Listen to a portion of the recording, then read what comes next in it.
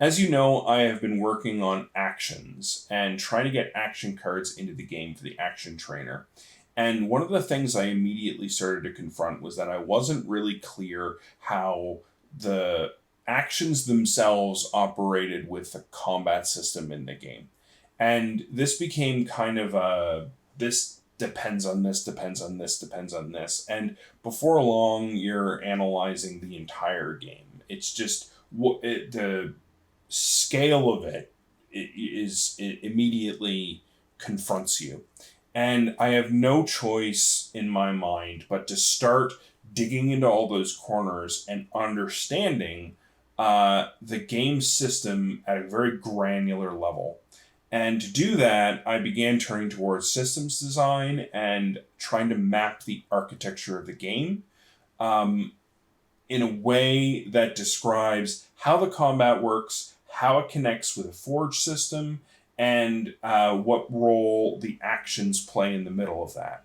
And this is what I've come up with so far, and I've got a lot more work to do on it. But at its base level, what we're talking about here is basically like a class structure for a game. Each one of these boxes represents a programming class, or at least the idea of what I think the programming class is going to be. And each programming class should have one defined role. So what I have here is somewhere in the GM's hub. I'm going to assume that there is somewhere to deploy the encounter, and whatever it deploys is going to have information that relates to the way that the map is staged and the list of enemies and their number. So this is an enemy group class and a map staging class that would be contained somewhere with an encounter object. It's something that's going to be clicked on in order to deploy the encounter. This initializes the encounter from the encounter object by running an initializer class and a map prompter class that essentially provides an overhead for the GM to stage the map properly in the battlefield. And at the same time, the enemy initializer is going to take the information in the encounter object and then pass it down to create instances for every enemy in the game. Um, this means that it's got to do things like collect initiative after determining player count and monster count. And then that goes into an order initializer where it creates a turn order, and that dumps into an object called turn order. Meanwhile, it's also going to create an initializer for opportunities. We'll get into that in a minute. But the encounter initializer is going to cede control then to the round manager, which is a kind of parent class that's deciding how to declare a round, define when the end of the round begins, and then run the turns inside of that round. This is important because there are things that happen at the beginning of a round and there are things that happen at the end of a round. And so the round manager has this mechanism called declare round that ultimately declares whether it's a start of a round or an end of a round, and that will in turn potentially trigger some other things. When the round manager launches, it's going to turn to a turn prompter, meaning it's going to check the turn order, it's going to find out who's next, it's going to prompt that person to start their turn. When they do, then we're into the player's module. So at this point, we have the player at the action panel UI. And the action panel UI is the way that the player interacts. This is the controller component that ultimately provides some sort of feedback for the session. So we see here underneath the action panel UI and action selector what is essentially the player's module, and what is above here on over encounter object, that's where the GM's hub starts. And everything in between here is the session handler. So the action panel will involve a player issuing an action. When they issue an action, there's going to be a feedback prompt to confirm their selection. This is the action selector class. This is going to be a form of controller class. And that's going to send a message up to the turn manager, who receives the action, creates a queue called the method queue, and then defines which is the next method to run, and then sends this off to the opportunity listener, which is determining whether or not there's opportunity actions that are going to interrupt the methods or the queue. This goes back, I think, 2 videos to the video where I described the way that there was kind of a queuing program that's happening underneath the surface that is running all of the different methods that get built up from the actions themselves. So this means that there needs to be an opportunity initializer, some way to create a tray of opportunities to check against. So the encounter initializer would have run an opportunity initializer, which creates an opportunities tray, which is essentially going around and collecting all of the opportunity actions that are currently available and dropping them inside of the tray so that the turn manager can check using the opportunity listener. It will check the tray to see if if the current action or current method is going to trigger an opportunity anywhere. Why this method and not using event listeners?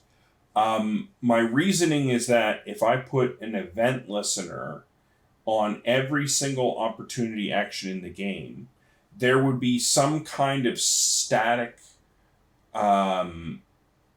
thing, and there would be some kind of event listener that would be sitting there at all times checking all behaviors all at once. And if we multiplied this for every opportunity action, for as many players as there are, and for as many monsters as there's going to be an endless number of events. So it was easier, I think, for processing and efficiency to do an opportunity tray, where there is essentially a library which is organized by whether it's during the round, during a turn, during the start of the round, during the end of the round, during a turn, and it can just say, this method, check against all of those, you're good, continue. And it's only running the check when it's calling the method. And so this way I don't have a bunch of floating events sitting around there checking everything all at once. Instead, I only have one process that's iterated every single time a method is called or every single time an operation is called for. That means, though, that the opportunity tray needs to be modifiable. Why does it need to be modifiable? Because there are conditions that change in the game. So player gets a new condition, which is a form of opportunity. Let's say they get burned, and at the start of every turn, they take damage. That's an opportunity that triggers at the start of a turn. So active conditions will feed into the opportunity tray. And at the same time, there may also be changing conditions in the battlefield that may warrant another form of opportunity that we hadn't prepared for at the very beginning when the game was initialized. So that means there has to be an add new to tray and clear from tray functions that enable new things to be added to the opportunity tray at any point in time. And that ultimately means that the opportunity tray is a living thing. It's non-static, and neither is the method queue, which is constantly being added to and removed from. So this essentially, when this is finished and all the opportunities have been cleared, all the methods have been cleared from the opportunity. From the method queue, we go back to the round manager and we update the round count. Now it's round 2, and we go through the process again. And so round manager to turn prompter. The turn prompter gives the player the ability to choose an action. That action must be confirmed. And then it goes back to the turn manager, who then processes the method queue. If there is an opportunity that jumps in the middle, The action selector is going to intercept that because it's the confirm selection class. And so the action panel UI and the opportunity listener can both hand things off to the action selector who is going to confirm the selection. And so we have this flow that keeps going through here unless an opportunity is listened to, and then there might be a point at which it goes down here, comes up here, and then flows back up. But you begin to see that essentially the turn manager is only processing the queue till it's done, then it moves to the round manager, updates the round, and we continue until a certain condition is met.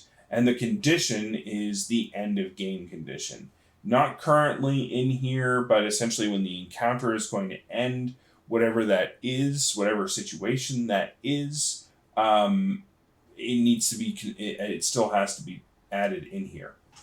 Why do I say all that as necessary understanding for what's happening with the Forge panel and creation of actions? Well, it's important to understand how this is all operating so that we understand how conditions are being applied, how actions are being treated, which of course this led to the method queue. Creating this developed the method queue, which clarified the way that systems were being run. And so that tells me how an action needs to be defined. What defines an essential action? And so now we begin to look at the way that I'm going to build out the Forge system. And so down here, we have the action panel UI is either pulling from the action pool or from the action improviser, the ability to improvise actions. Down here, we have the cards collected, the card definitions, and the card library. What cards are available to your character?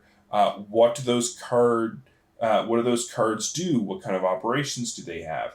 This all fits into cards collected, which of course feeds into the Forge panel UI, which is a view class that will enable the user to interact with, or I should say see what's available. And then there is the Forge trainer, which is the actual controller class that will enable the cards collected to be organized in a way that feeds into the action pool, which creates a new action definition.